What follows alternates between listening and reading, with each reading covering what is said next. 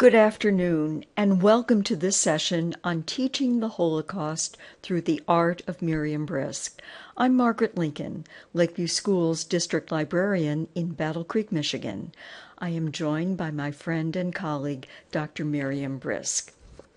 Our session focuses on a collaborative project whereby Miriam's life and art have inspired teachers to design lessons instructing students about this most tragic event of the 20th century. Because we have been privileged to hear Miriam speak of the war years, this session focuses on Miriam's art career and the Stones Weep book project. We'll look at materials contributed by educators and preview Miriam's most recent exhibit, Scroll of Remembrance. First and foremost, the inspiring story of Miriam Brisk, survivor and artist. Upon retirement in 2000, Miriam returned to the ghettos and camps of Eastern Europe.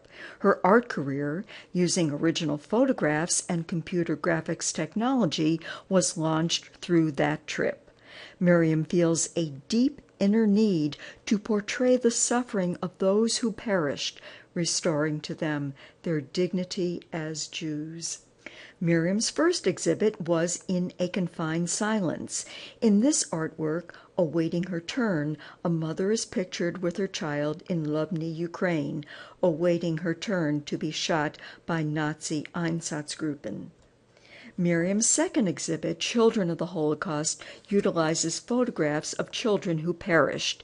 Each photo is framed by a representation of a tallis or prayer shawl.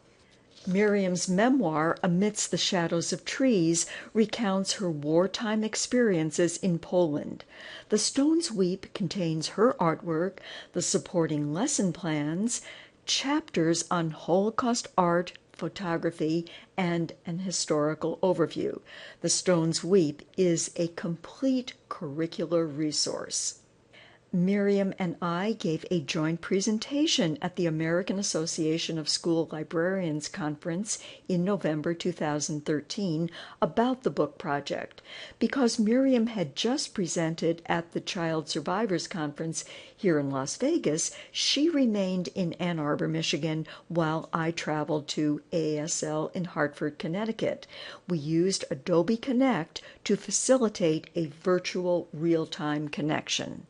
Bringing this project full circle, Lakeview High School Library received a Citation of Excellence in the State of Michigan Librarians Excellence Award in Lansing.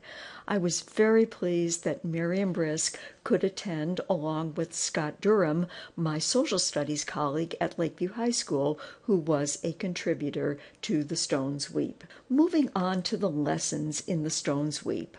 I've been privileged to collaborate with Dr. Cynthia Schofield on several Holocaust projects. Her lesson here illustrates how Holocaust art can be used to transcend the limitations of language. She describes her involvement in the project. As a longtime English language arts teacher, I have taught a variety of classes. Whenever I've had the occasion to incorporate Holocaust instruction into the curriculum, students seem to genuinely engage with this important content. I am pleased to be able to contribute a lesson to the current volume and to share examples of student work and my reflections about the project. We hope that others can similarly connect with and learn from the powerful art and life story of Miriam Brisk. This lesson combines the reading of Night by Elie Wiesel and the viewing of several film clips and documentaries, along with a study of Holocaust art. Students will prepare for their reading of Night by means of Wiesel's interview with Oprah Winfrey in 2000. In this interview, Wiesel discusses the difficulty of finding words to express his experience. His first manuscript was 800 pages. He revised it to a little over 100 pages. He states, "How can one retell what escapes language?" The teacher will use the interview and focus on the challenge of testifying and remembering one's story and the stories of others through language. Students will next be introduced to the artwork of Miriam Brisk, complete critical reflection sheets, compose 6-word stories, and create PowerPoint presentations. Cynthia's lesson, calling upon students to engage in close and critical reading, supports Common Core.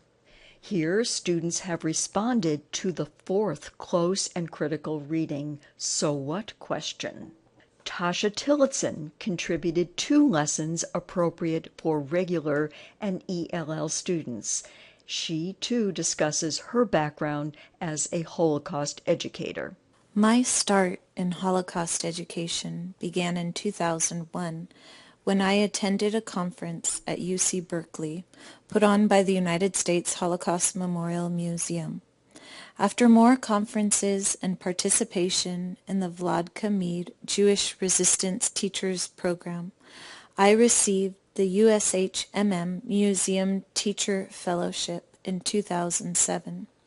My training and experience with the museum has made me not just a better Holocaust teacher, but a better teacher overall. Having taught primarily English language learner students for the past 5 years, I look for opportunities to integrate art into most of my lessons. It has been my experience that art is the best avenue to approach difficult subjects with the students I teach. In 2009, I traveled to Poland with 9 other teachers from across the United States. We had the opportunity to meet 10 Polish teachers and share some of the things we teach within our Holocaust units. I presented the first lesson and was greeted with a warm reception from the Polish teachers. Unanimously, they agreed to use this lesson with their own classrooms. Miriam Brisk's artwork and her incredible history, as told through In a Confined Silence, have helped students make connections to an unbelievably difficult subject. Writing and reflection came effortlessly for my students when they were given the opportunity to view Miriam's pieces of art. I have since created follow-up lessons using children of the Holocaust. These lessons have become my most powerful instructional resources during my Holocaust unit, and I am pleased to share these materials with colleagues. For the lesson, In a Confined Silence, Art Gives Voice, students view Miriam's artwork and analyze poems within the larger historical and social contexts. Students create poetry and present their work in a celebration of spoken word. In Tasha's lesson, The Plight of Jewish Children During the Holocaust, students explore writings of teenagers during the Holocaust. The words and thoughts of the Holocaust diarists, juxtaposed with Miriam's artwork, readily connect to the lives of youth today. At Lakeview High School, my social studies colleague Scott Durham developed a series of lessons on bystanders, resistance, and perpetrators. I then created a Moodle-based version of Scott's lessons, customized for delivery on an iPad. Students analyzed artworks and other primary source documents in much greater detail, zooming in and out and scanning to any part of an image. For each Moodle lesson, students viewed Miriam's artwork and responded to a writing prompt. This functionality worked well both on mobile devices and on regular computers or laptops. After completing the Moodle-based lessons, students contributed their own chapter to an ebook, linking photographs and images from their own lives to the art of Miriam Brisk, connecting the lessons of the Holocaust to the world today. I, too, gave an example from personal experience. The first time I viewed Miriam's Their Last Embrace, I was immediately drawn to the artwork. The young boy had a certain likeness to my son, Benjamin. Fortunately, my son was never torn away from me, and I have proudly seen him grow to adulthood. I shared a photograph taken when our 3 children, Jeffrey, Benjamin, and Ruth, were 13, 11, and 2 years old. The occasion was Jeffrey's bar mitzvah.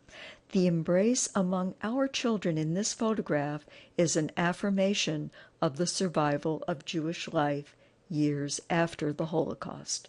Lakeview High School students created some meaningful chapters for this ebook published by EPUB. a Burmese student connected an identity card from Myanmar with Miriam's artwork Stamps of Oppression. The student then related a harrowing ordeal of standing in line to obtain documents necessary for immigrating to the United States. Miriam's most recent exhibit, Scroll of Remembrance, was shown at the Art Center of Battle Creek, Michigan in May 2014. Scroll is based on the Megillat HaShoah, the Holocaust Scroll, a powerful newer liturgical text created in 2003 to be read during observances of Holocaust Remembrance Day. Here is one of Miriam's compilations from the Lodz Ghetto. Over a 3-week period, 1,600 students and adults viewed Scroll of Remembrance.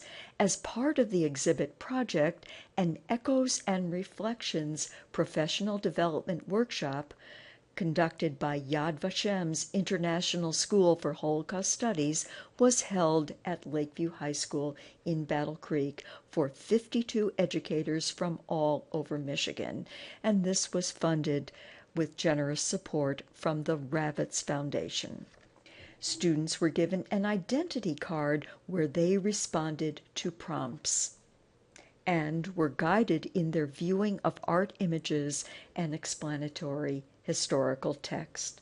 The Battle Creek Enquirer provided coverage for the exhibit, and we have provided a copy of the newspaper article for you, along with a supplemental handout that will lead you to the online Moodle version of one of the lessons by Scott Durham. Thank you for your participation. We look forward to hearing about your efforts to integrate art into Holocaust instruction. Together, may we be inspired to make a positive difference in the lives of our students.